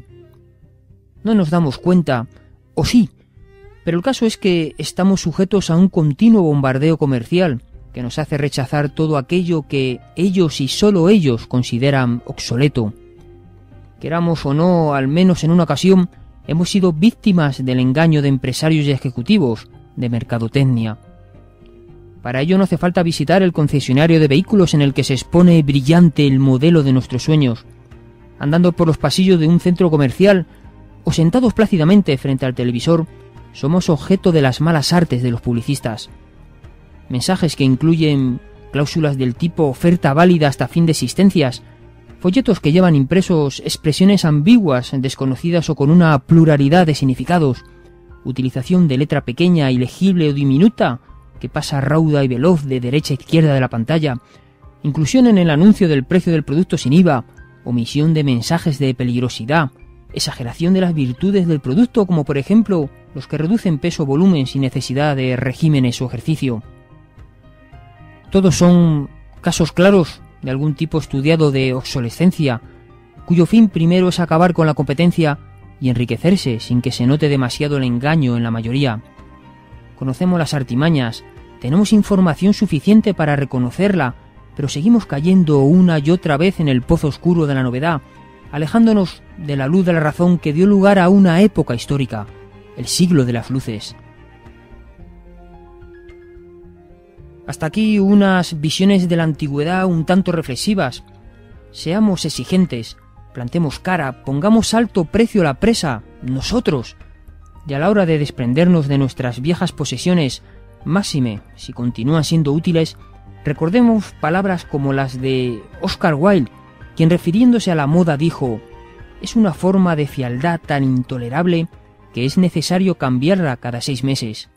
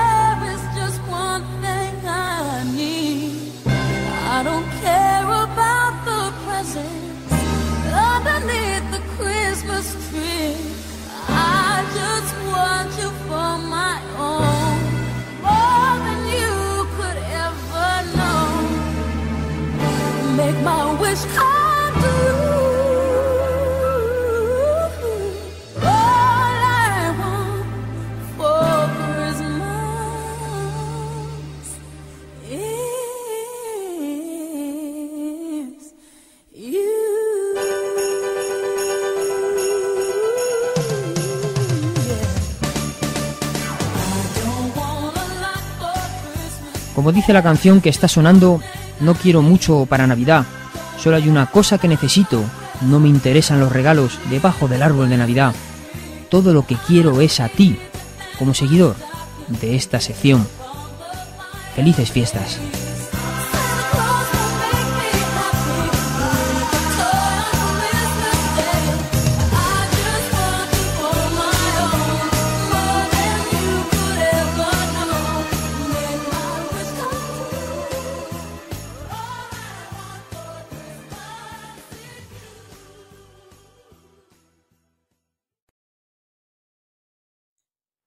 Quijo. Nacido alrededor de 1880 en Cotton Butte Island, en el estado de Nevada, hijo de una india Cukapá que murió poco después del parto, no se sabe con certeza quién fue su padre. Algunas fuentes dicen que fue un valiente indio de la tribu Paiute. Otros afirman que fue un soldado blanco de Fort Mojave, o quizás un minero mexicano. Lo que está claro es que Quijo era mestizo y por tanto un paria rechazado por las tribus locales. Criado en una reserva india en Las Vegas, empezó a trabajar de joven cuidando ranchos y recolectando madera en los campamentos mineros. Debido a su carácter huraño, malhumorado y polémico, empezó a tener problemas con la ley. En 1910, Quijo fue el principal sospechoso de asesinar a un indio en la reserva india de Las Vegas. En su huida, asesinó a otros 2 indios Paiute, robando sus caballos. Antes de salir de Las Vegas, el prófugo atacó a un comerciante para abastecerse de comida. Se inició entonces una busca y captura del proscrito que se dirigía al pueblo de Nelson, donde presumiblemente ayudó a un leñador a cortar madera. Tras una disputa, el indio lo asesinó de varios disparos, al parecer por no querer pagarle tras el trabajo realizado. Los hombres del sheriff de Howe siguieron la pista de unas huellas del calzado del indio. Supieron que eran sus huellas por las pisadas características, ya que Quijo sufría de pie zambo, una malformación en las piernas que obliga al sufrido a pisar incorrectamente. El rastro les llevó hasta las montañas del Cañón del Dorado y allí a la mina del Escarabajo de Oro, donde encontraron el cuerpo del vigilante Doc Gilbert, asesinado de un tiro en la espalda. Descubrieron que le habían robado la placa que colgaba de su camisa con el número 896. Cuando pensaban que pronto capturarían al fugitivo, perdieron la pista al llegar al río Colorado. La investigación continuó, pero esta vez fue el sargento Newgard de la policía del estado de Nevada quien se haría cargo. Para ello, contrató los servicios de varios indios rastreadores experimentados y de 2 cazadores. A pesar de encontrar numerosas pistas del perseguido, su rastro siempre acababa desapareciendo. Los agentes de la ley, frustrados, abandonaron la búsqueda en febrero de 1911. Empieza a crecer entonces una leyenda en torno a la figura de Quijo, y cualquier robo o asesinato inexplicable se le atribuían al indio proscrito. En enero de 1919 se reanuda la investigación al encontrar otra vez las huellas características de un deforme tras aparecer los cuerpos mutilados de 2 buscadores de oro en el Cañón del Dorado, además de otro cadáver cerca del río Colorado. La búsqueda se hace más intensa, una cacería humana que duraría 2 meses. Los cazadores soportaron mucho frío, nieve y lluvia, recorrieron cada palmo de terreno, registraron numerosas cuevas, donde encontraban restos de fuego y de alimentos, pero las pistas se desvanecían una y otra vez, y no les llevaban a ningún sitio. Hastiados, exhaustos y frustrados nuevamente, finalizaron la búsqueda otra vez. En marzo de 1919, el estado de Nevada ofreció una recompensa de $2.300 por la captura de Quijo. Arizona, creyendo que algunos asesinatos que se cometieron en su zona podrían ser obra del indio, ofreció 500 y algunos particulares contribuyeron a la suma total de $3.000 por la cabeza del Piel Roja.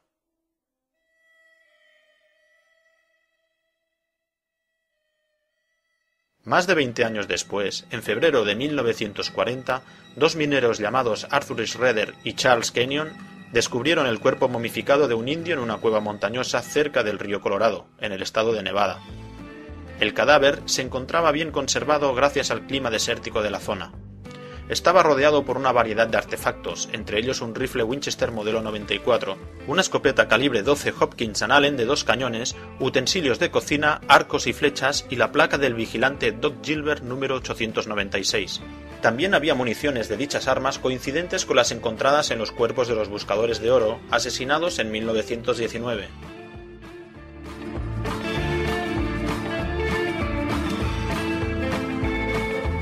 Pero este no fue el final de la historia de Quijo. El cuerpo del indio fue llevado a la funeraria Palm. Mientras, Charles Kenyon, el minero que descubrió el cuerpo, exigió el dinero de la recompensa o de lo contrario se quedaría con el cadáver para su exposición pública, como pieza de museo. También varios indios del condado de Clark de Nevada reivindicaron el cuerpo con el pretexto de ser familiares del repudiado. Además, los propietarios de la funeraria amenazaron con incinerar el cuerpo si nadie les pagaba las costas por su guarda y custodia. La disputa acabó en los tribunales y 3 años después el juez dictaminó que la funeraria Palm era la titular de la momia. Frank White, jefe de la policía de Las Vegas y miembro del grupo de investigación que buscó a Quijo en 1910, compró el cuerpo del indio y sus pertenencias a la funeraria y lo cedió al Club Elks de Las Vegas, quien los puso públicamente hasta 1950. Una mañana de enero de 1962 fue encontrada la momia de Quijo en el vertedero del condado de Clark. Al parecer, cuando los restos del indio dejaron de ser rentables, sus propietarios decidieron deshacerse del cuerpo arrojándolo a la basura, sin más.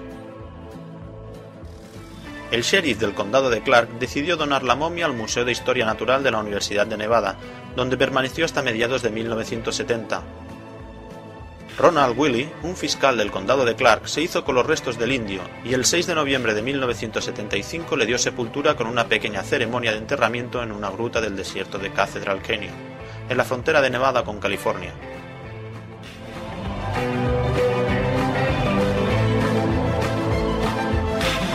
A Quijo se le atribuyen 23 asesinatos.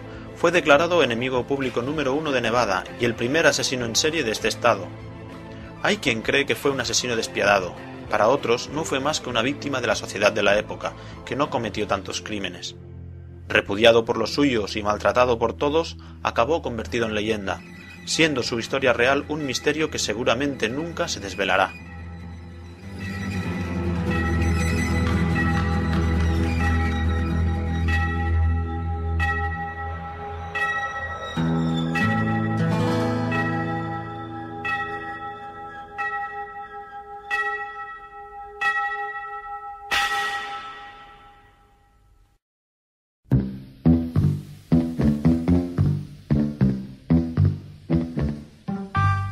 Hola mistéricos y demás miriápodos metámeros. Como dijo Macaulay Culkin cuando se dio cuenta de que le estaba cambiando la voz, esto se acaba.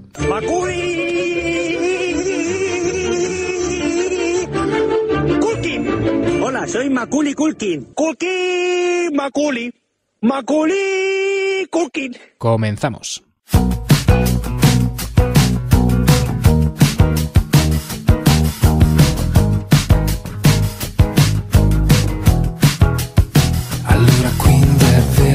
Último repaso a vuestras opiniones en 2011. ¿Qué vamos a hacer sin Expediente FDM durante 3 semanas? ¿Darnos de cabezazos contra la pared por no poder hablaros? ¿Contarle cosas al micro aunque nadie las escuche? Seguramente. Para Kiko, el programa ha sido muy interesante. Tomás Hijo se expresa y explica muy bien y la verdad ha sido una entrevista muy entretenida. El resto del programa, como siempre, de primera. En cuanto a nuestro Dieguito, pues chiquitín a cuidarse, que no están las cosas para que la palmes, así que ya sabes, un vasito de leche calentito, con una copita de coñac y a la camita a sudar. Y si no estás acostumbrado al alcohol, cosa que me extrañaría, pues a sudarla contentillo. En cuanto al programa en general, en el año 2011 ha sido magnífico, hacéis un trabajo que no tiene nada que envidiar a los programas que salen a nivel nacional. Es más, yo de ellos tendría cuidado porque se empieza por internet y se termina en 4 por la noche. Nefertiti, esta semana me ha gustado mucho el programa, muy bueno el dossier, estaba esperando esta segunda parte y me ha encantado. En cuanto a paradigmas invisibles, esta semana me ha gustado, hay mucho misterio en la propia ciencia y muchos temas del misterio que la ciencia no puede explicar o que no se molesta a profundizar un poco más por lo absurdo que puede resultar en un primer momento. El tema del 2012 a mí me pasa como Antonio Runa, me cansa muchísimo. Si se producen en estos meses un cambio de actitud en la gente, por mí perfecto, pero eso que dicen los agoreros de que se va a acabar el mundo por el calendario maya, no hay quien se lo crea. Muy buenas noches a todos. Noticias importantes en un día de caos, un día en que el cielo se desplomaba. Un panorama terrible, apocalíptico, tanto que hoy se está confirmando como el día más negativo de la historia. Bueno, pues la situación es tan dramática en estos momentos que se han vivido 100.000 millones de accidentes terribles. Sergi, la segunda parte de Magos, Brujos y Hechiceros con Tomás Hijo, muy interesante. Es cierto que algo así da para más. Marcos Pérez y las noticias también muy interesantes. Por cierto, pedazo de grillo, cuando cante tiene que ser impresionante. Sobre lo del 2012, esa fecha solo es válida para la gente que tenemos este calendario. Para los chinos, los musulmanes y otras personas no es 2012. Así que no hay que dar tanta importancia a unos números que no representan a toda la humanidad. Diego es genial como de costumbre, pese a su estado gripal. Para esta semana ya estará mejor. No creas tú, Sergi, me han sentado muy mal los 30. Ha comenzado el declive. Manucio, Tomás Hijo ha estado muy bien en la entrevista, se le notaba ágil, sus respuestas eran profusas, oportunas y bien expuestas. Creo que esta segunda intervención compensa con creces lo apresurado de la ocasión previa. Me llama la atención que el tema de la magia derive con tanta facilidad hacia la demonología. Los apuntes de Pablo Vergel en Paradigmas Invisibles son oportunos como reflexión sobre la forma en que podría o tendría que asumirse todo lo relacionado con el misterio. Antes que frecuentar libros sobre supuestas profecías mayas, sería mejor leer a George Duby, que estudia... ¿Duby o Dubai? La verdad es que no lo sé. Que estudia como historiador esas manifestaciones en el libro El Año 1000. No digo más porque el tema de tan trillado aburre, por eso comprendo las reticencias de Antonio Runa.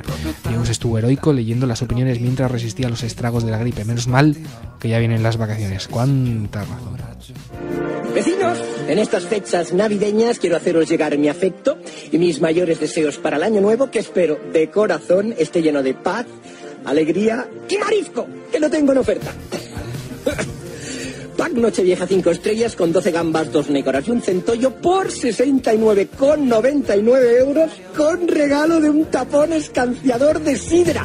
E se la scelta è questa, è giusta lo sei solo tu. È lui l'uomo perfetto che volevi e che non vuoi cambiare più. Desde el otro lado del charco nos escribe Pablo Sepúlveda Parra. Me gustó muchísimo este programa y el tema de magos y brujos, la verdad me supo a poco. Muchas felicitaciones a quienes componen Expediente FDM. Aparte les comento algo, ya que me llamó mucho la atención sobre la noticia del insecto gigante. Aquí en Chile, sobre todo en la zona de la 8ª región, son muy comunes esos insectos. Viven en la zarzamora y abundan en temporada de calor. Algunos ejemplares llegan a medir más de 20 centímetros y son muy torpes en el vuelo. Curiosísimo, gracias por compartirlo con nosotros. Sierra dice, Tomás Hijo cuenta unas historias muy interesantes y que no son difíciles de enlazar con toda la imaginería de ritos y tradiciones de hoy en día. No puedo estar más de acuerdo con Pablo Vergel. El misterio tiene que actuar de forma más rigurosa precisamente para que la ortodoxia científica no tenga ni una sola objeción que hacer a las conclusiones que se obtengan después de estudiar cualquier fenómeno extraño o misterioso. Marcos Pérez, genial con las noticias. En cuanto al cambio de conciencia, yo sí que creo que habrá un cambio. Es más, creo que el cambio ya se está dando y será traumático por culpa de las diferentes crisis que se nos vienen encima, artificiales o no, pero al final sí que habrá un cambio y nos daremos cuenta de ello. Don Diego, cuídese, esa gripe que llega así sin avisar luego pretende quedarse. Estos son los 4 cuartos.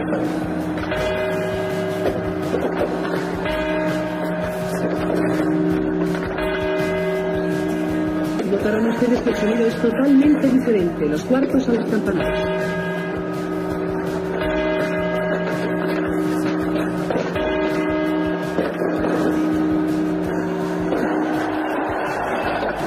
Aquí comienzan las 12 campanadas. Han terminado 1989. Siempre hay que poner un chivo expiatorio. Marisa no tuvo ninguna culpa. Es que no se quisieron gastar un duro en monitores. Ma proprio non ce la farò. Heath Horson nos hace una sugerencia. Leo, se me ha ocurrido una sección, pero no sé yo si encajaría muy bien con las críticas que tendría. Sería algo así como misterios cotidianos, donde se hable de misterios como por qué las pelusillas solo acaban en el ombligo y en ninguna parte del cuerpo más, o por qué la comida de nuestras madres siempre nos parece la mejor del mundo cuando es objetivamente imposible realmente, porque a ninguno le gusta más la de la madre de otro, solo la de la nuestra. O por qué siempre se ve el aparcamiento libre cuando es otro el que lo ocupa o cuando ya nos lo hemos pasado. Son misterios, como cualquier otro, aunque tan cotidianos que no les prestamos atención. A ver quién se anima, aunque igual os caen críticas por tomaros aguas el tema del misterio, quién sabe, hay gente sin sentido del humor. Y Selenito cierra nuestro repaso sobre los contenidos del último expediente. Dice, son curiosas esas historias sobre los rivales de Jesucristo. Yo ya sabía que Mesías había unos cuantos en aquel tiempo. Muy a tono la reflexión de Pablo. Me ha llamado poderosamente la atención, copyright de Lorenzo Fernández Bueno, que los criticadores profesionales del misterio suelen hacer defensa de la ciencia y la universidad, aunque han acudido poco a las mismas, mientras que los periodistas de lo extraño sí que suelen tener titulación superior. Y para la próxima semana me gustaría una pelea de las R's al terminar el expediente, que para algo crearon el grupo del Facebook de Runa metiéndose con Ruiz. ¿Quiere usted hacer el puñetero favor de largarse de aquí y de... No va usted a hacer nada ya. Tóqueme usted las narices. Taxi en la puerta y anuncios de turrón en la tele. Conclusión, yo me largo hasta el año que viene. Feliz Navidad a todos, nos escuchamos en 2012. Adiós.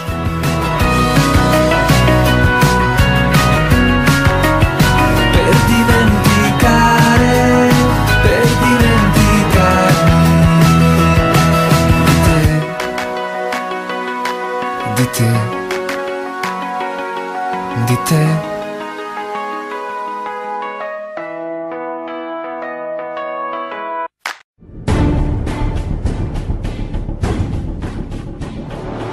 Ciudadanos de Gotham, es Batman quien os habla. Esta noche debéis protegeros del mal que nos atenaza. Esta noche debéis escuchar La órbita de Endor.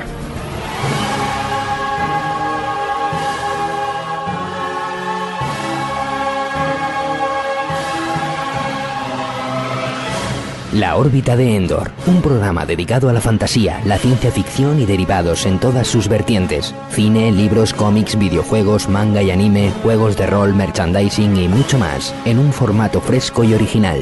Con el mejor equipo de colaboradores y entendidos en diferentes materias, dirigido por Antonio Runa.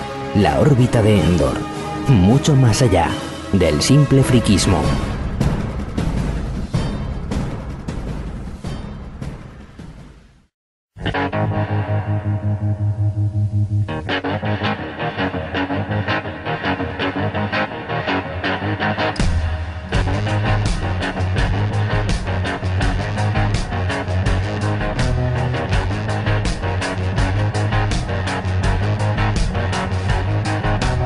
Ya estamos en la recta final del último programa de este año 2011 y han echado de menos que en el anterior programa no tuviéramos nuestro desvarío particular.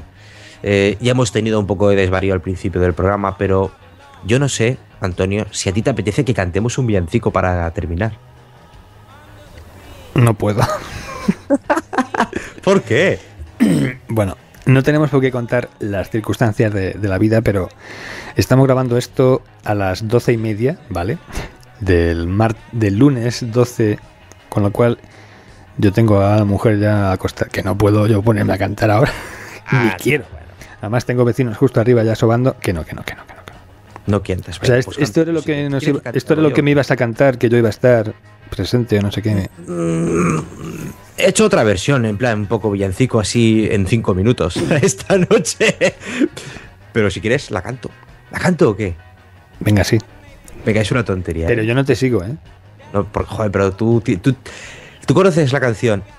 Hacia Belén, pues tú tienes que meter los coros si puedes. ¿Qué dices, tío? Venga, va, empezamos. Hacia Belén va el Runa, rin, yo me remendé con el Diego y el Maca también, cogiditos de la mano. Venga, la musiquita. Yo qué sé, me he puesto eco para... La. Yo qué sé, ¿es esto lo que quieres? Carlitos, ven acá corriendo, que los calzoncillos los están royendo.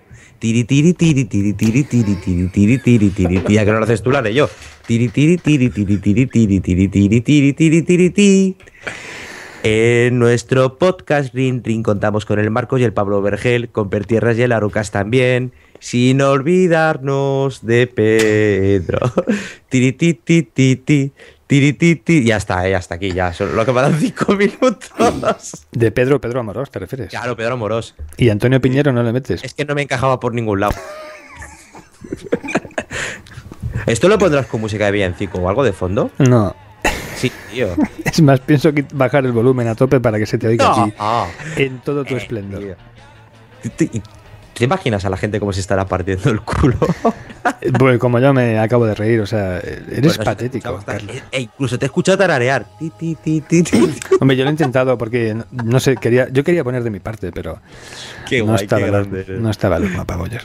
Bueno, hemos cumplido, hemos cantado villancico al final de este programa y espero que os haya gustado, y si no os ha gustado me da igual.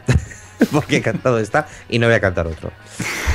Bueno, sencillamente, si había alguien que esperaba que fuéramos a hacer el típico resumen del año, de lo que ha pasado y demás, os equivocáis. O sea, Expediente FDM va por libre. Además, vais a tener docenas de resúmenes en los otros programas, así que nada, le dejamos al resto de los compañeros esa labor tediosa y repetitiva que todos los años tenemos la misma historia de siempre. Bueno, pues nosotros como pasamos de todas esas historias. Cuando empezamos en este verano del 2011 la 4ª temporada de Expediente FDM.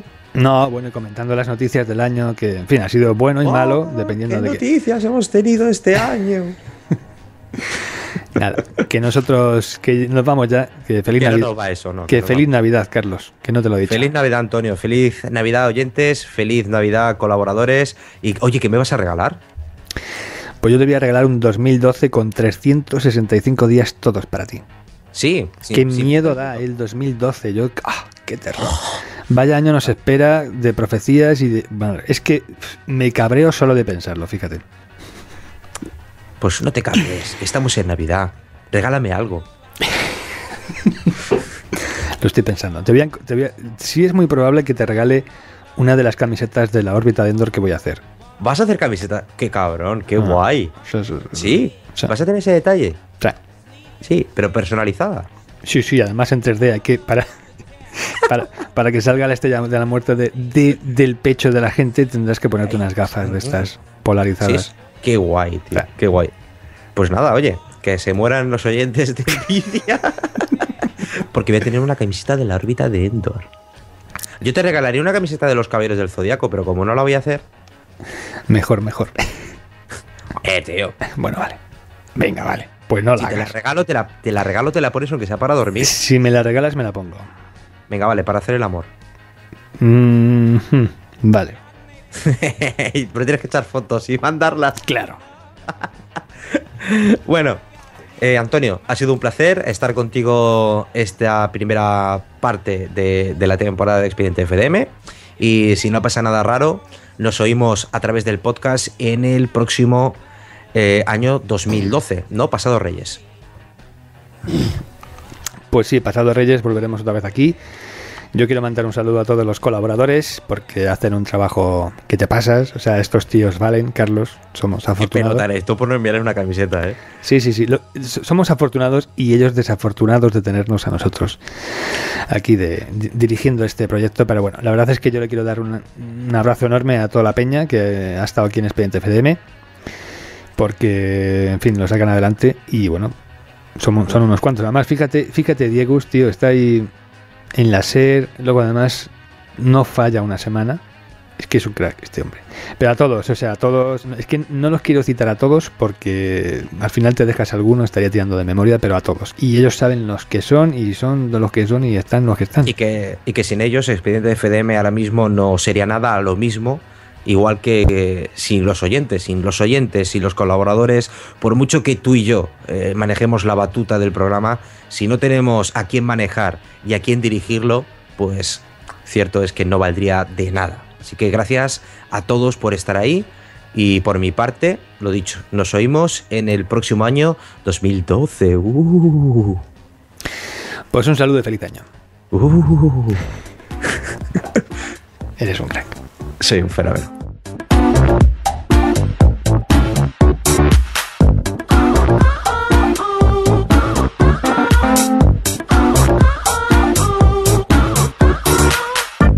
Contemos a la inversa.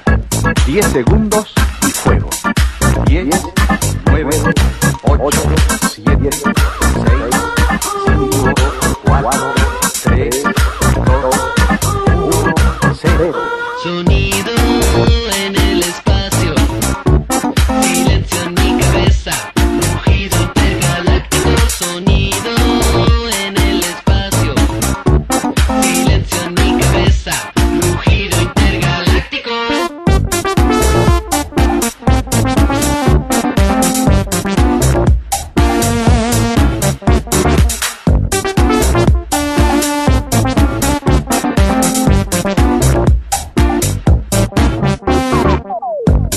Sonido total. Sonido en el espacio. Sonido total. Sonido estereofónico. Sonido total.